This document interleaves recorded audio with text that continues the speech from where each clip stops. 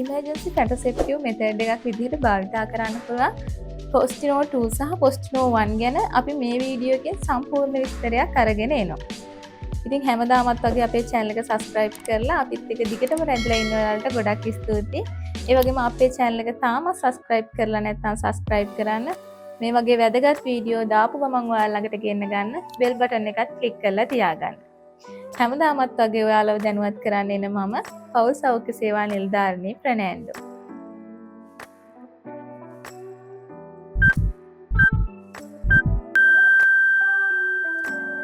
Emergency contraceptive method. මේ emergency contraceptive method එකක් විදිහට ගොඩක් කාන්තාව භාවිතා කරන ක්‍රමය තමයි පොස්ටිනෝ 2. මේ පොස්ටිනෝ 2 එකක් අවශ්‍ය වෙන්නේ ඇයි? ස්ත්‍රී දූෂණයක් සිද්ධ වුණා නම්, ලිංගික සංසර්ගයකදී කොන්ඩම් එක පුපුරලා ගියා නම්, මේ වගේ අනාරක්ෂිත ඕනම ලිංගික එක්වීමකින් පස්සේ ඔයාට සැකයක් බයක් තියෙනවා නම් ඔයා ප්‍රෙග්නන්ට් වෙයි කියලා මේ පොස්ටිනෝ 2 එකක් පාවිච්චි කරාට කමක් නැහැ. ඒකෙදි ක්‍රමයේ තියෙන්නේ හරියටම පාවිච්චි කරන්න ඕනේ. පොස්ටිනෝ 2 කියලා කියන්නේ මේකේ පෙති දෙකක් අඩංගු වෙනවා. මේ පෙතිවල තියෙන්නේ ප්‍රොජෙස්ටරෝන් කියන හෝමෝනයට සමාන හෝමෝන සංයෝගයක්. ඉතින් මේ හෝමෝන වලින් කරන්නේ ඔයාගේ ඩිම්බ කෝෂ වලින් ඩිම්බයක් පිට වෙන එක වළක්වනවා. මේ විදිහට ඩිම්බයක් පිට වෙන එක වැළැක්වුවට පස්සේ ශුක්‍රාණු සහ ඩිම්බයක් හම්බෙන්න තියෙන chance එක නැති කරනවා. ඒ කියන්නේ ශුක්‍රාණුවක් සහ ඩිම්බයක් හම්බෙන්න තියෙන අවස්ථාව නැති කරනවා. මේකෙන් ඔයාව ප්‍රෙග්නන්ට් වීමකින් ආරක්ෂා කරනවා. කොහොමද මේ පොස්ටිනෝ 2 එකක් හරියටම පාවිච්චි කරන්නේ? මේකේ පෙති දෙකක් තියෙනවා. අනාරක්ෂිත ලිංගික එක්වීමකින් හැකි ඉක්මනින් ගන්න ඕනේ. ඔය අනාරක්ෂිත ලිංගික එක්වීමක් වුණා නම් මේ ලිංගික එක්වීමකට පස්සේ හැකි ඉක්මනින් ලබා ගන්න ඕනේ. ඒ කියන්නේ පැය 72ක් ඇතුළත ලබා ගන්න ඕනේ. ඒ කියන්නේ දින 3ක් ඇතුළත ලබා ගන්න ඕනේ. ඉක්මනින් මේ පෙති ලබා ගන්න තරමට සාර්ථකත්වය වැඩි. ඔයා මේ පෙති ගන්න පරක්කු වෙන තරමට සාර්ථකත්වය අඩු වෙනවා. ඒ වගේම තමයි ඔයා මේකේ පළවෙනි පෙත්ත බීලා හරියටම පැය 12කට පස්සේ දෙවෙනි පෙත්ත ගන්න ඕනේ. මේ පෙති බිව්වට පස්සේ ඒ කියන්නේ මේ පොස්ටිනෝ 2 ගත්තට පස්සේ ඔයාට කලාන්තය, කරකැවිල්ල, ඔක්කාරය, වමනය, ඒ වගේම පියවුරු වල වේදනාවක් ඇති වෙන්න පුළුවන්, ඔසප් චක්‍රයේ අක්‍රමිකතාව ඇති වෙන්න පුළුවන්. ඒ කියන්නේ මේසස් වෙන එකේ ගැටලු ඇති වෙන්න පුළුවන්. මෙන්න මේ වගේ අතුරු ආබාධ ඇති වෙන්න පුළුවන්. ඉතින් සාමාන්‍යයෙන් ඔක්කාරය, වමනය, මේ කලාන්තය මෙන්න මේ ගතිය අඩු කරගන්න නම් ඔයාට කෑම කෑවට පස්සේ මේ පොස්ටිනෝ 2 පෙති ගන්න.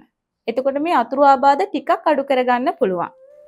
මේකෙදි මතක තියාගන්න ඕනි කාරණය තමයි මේ පොස්ටිනෝ 2 බිව්වට පස්සේ පැය 3ක් ඇතුළත ඔයාට වමනේ ගියොත් එහෙම නැවත පෙති ලබා ගන්න ඕනි. පළවෙනි පෙත්ත වමනේ ගියත් එහෙමයි, දෙවෙනි පෙත්ත වමනේ ගියත් එහෙමයි පැය 3ක් ඇතුළත. ඒ කියන්නේ බිව්වට පස්සේ පැය 3ක් ඇතුළත නම් වමනේ ගියේ නැවත පෙති ගන්න ඕනි. එහෙම වුණොත් එහෙම සාර්ථකත්වය නැති වෙනවා වමනේ ගියොත්. අනිත් කාරණේ තමයි කවුරු හරි කාන්තාවක් මේ පෙති බිබීද්දි නැත්නම් පොස්ටිනෝ 2 බිව්වා කියලා මේ බොද්දි ප්‍රෙග්නන්ට් වෙලා හිටියොත් ඒකෙන් දරු ගැබට හානියක් වෙන්නේ නැහැ. අනිත් කාරණේ තමයි සමහර කාන්තාව මේ පොස්ටිනෝ 2 ගත්තට පස්සේ බය වෙනවා මේකෙන් මං වඳභාවයටපත් වෙයිද? නැත්නම් මැරි කරාට පස්සේ දරුවෝ හදන්න බැරි වෙයිද? දරුවෝ හදද්දි ගැටලුවක් ඇති වෙයිද? මෙන්න මේ වගේ අනවශ්‍ය බයක් ඇති කර ගන්නවා. ඉතින් කියන්න තියෙන්නේ මේ පොස්ටිනෝ 2 ගත්තා කියලා කවුරුවත් කාන්තාව වඳභාවයටපත් වෙලා තියෙනවා කියලා තාම වාර්තා වෙලා නැහැ. මේක සාමාන්‍යයෙන් ඒ පැත්තෙන් බැලුවාම සේෆ්ටි ආරක්ෂාකාරී පෙත්තක් විදිහට තමයි හදලා තියෙන්නේ. ඒ නිසා අනවශ්‍ය බයක් ඇති කරගන්න ඕනේ මේ පොස්ටිනෝ 2 පෙත්ත මාසෙකට එකපාරක් විතර පාවිච්චි කරාට ගැටලුවක් ඇති වෙන්නේ නැහැ. හැබැයි මාසෙකට 2-3 වතාවක් පාවිච්චි කරන්න එපා. මේ පෙතිවල තියෙන්නේ හෝමෝන, මම කියන්නේ ප්‍රොජෙස්ටරෝන් හෝමෝනයට සමාන හෝමෝනයක් තමයි තියෙන්නේ. ඉතින් මේ හෝමෝන අධික ප්‍රමාණයක් එකවර ශරීරයට ඇතුල් වෙනවා. අන්න ඒක නිසා මේක එක දිගට නැවත නැවත භාවිතා කිරීම ශරීර සෞඛ්‍යයට එච්චර හොඳ වැඩක් නෙමෙයි. ඉතින් ඔයාලට මේ පෙති නැත්තම් කවුරු හරි කාන්තාවකට මේ පොස්ටිනෝ 2 නිතර ගන්න වෙනවා නම් හොඳම ක්‍රමය තමයි පෞල් සැලසුම් ක්‍රමයකට යන එක. අනිත් කාරණේ තමයි මේ පොස්ටිනෝ 2 සමහර කාන්තාවෝ ගන්නවා ඇබෝෂන් එකක් කරගන්න හිතාගෙන. කියන්නේ දැන් යා ප්‍රෙග්නන්ට් වෙලා ඉන්නවා, ප්‍රෙග්නන්ට් කියලාත් දන්නවා. හැබැයි කුසේ ඉන්න දරුවා නැති කරගන්න, කියන්නේ අනවශ්‍ය ගැප් ගැනීමක් තියෙන කාන්තාවෝ ගබ්සාවක් සිද්ධ කරගන්න, දරුවා නැති කරගන්න හිතලා මේ පොස්ටිනෝ 2 ගන්නවා. ඉතින් කියන්න තියෙන්නේ මේ පොස්ටිනෝ 2 ගත්තා කියලා ගබ්සාවක් වෙන්නේ නැහැ. කියන්නේ දරු ගැබට හානියක් වෙන්නේ නැහැ. එහෙම හිතාගෙන කවුරුවත් කාන්තාව පොස්ටිනෝ 2 ගන්නවා නම් ඒක වැඩක් වෙන්නේ නැහැ. මතක තියාගන්න ඕනි ඔයා අනාරක්ෂිත ලිංගික එක්වීමකින් පස්සේ මේ පොස්ටිනෝටු ගත්තා කියලා ආරක්ෂාව හම්බ වෙන්නේ එක අවස්ථාවකට විතරයි. නැවත සිද්ධ වෙන අනාරක්ෂිත ලිංගික එක්වීම වලට ආරක්ෂාව හම්බ වෙන්නේ නැහැ එකපාරක් ගත්තා කියලා. ඒ වගේම තමයි සමහර කාන්තාවෝ කියනවා මම පොස්ටිනෝටු එක ඔය කියන විදිහටම ගත්තා. ඒත් මම ප්‍රෙග්නන්ට් වුණා. මොකක්ද ඒකට හේතුව?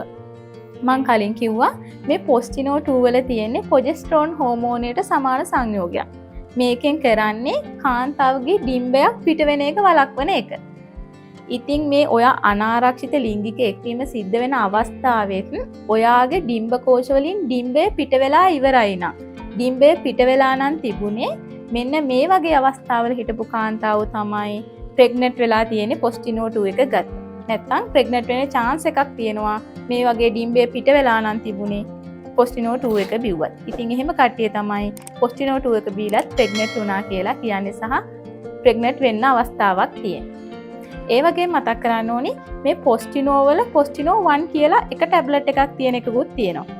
ඉතින් මේක පාවිච්චි කරන්න තියෙන්නේ අර කලින් කිව්ව කාරණා ඒ විදිහටම තමයි වෙනස් වෙන්නේ. මේක එක ටැබ්ලට් එකයිනේ තියෙන්නේ.